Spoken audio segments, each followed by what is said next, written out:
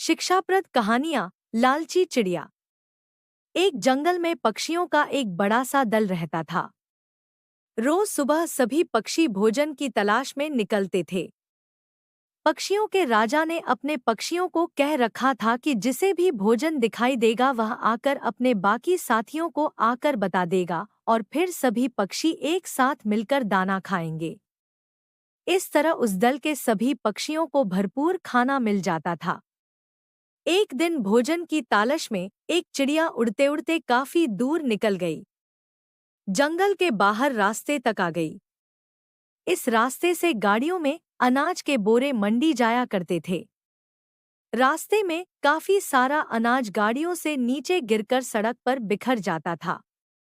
चिड़िया गाड़ियों में अनाज के भरे बोरे देखकर बहुत खुश हुई, क्योंकि अब उसे और कोई जगह तलाश करने की जरूरत ही नहीं थी।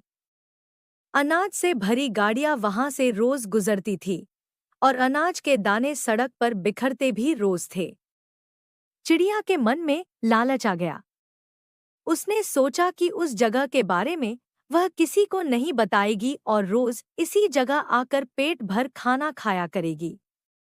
उस शाम को जब चिड़िया अपने दल में वापस पहुंची, तब उसके बाकी साथियों ने देरी से आने का कारण पूछा।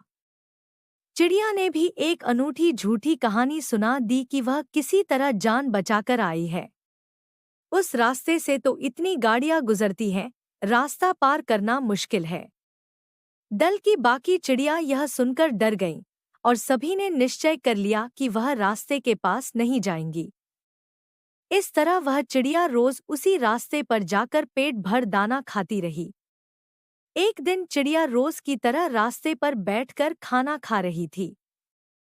खाना खाने में वह इतनी मग्न थी कि उसे उसकी तरफ आती हुई गाड़ी की आहट सुनाई ही नहीं दी। गाड़ी भी तेजी से आगे बढ़ रही थी। चिड़िया दाना चुगने में मग्न थी। गाड़ी पास आ गई और गाड़ी का पहिया चिड़िया को कुचलता हुआ आगे निकल गया।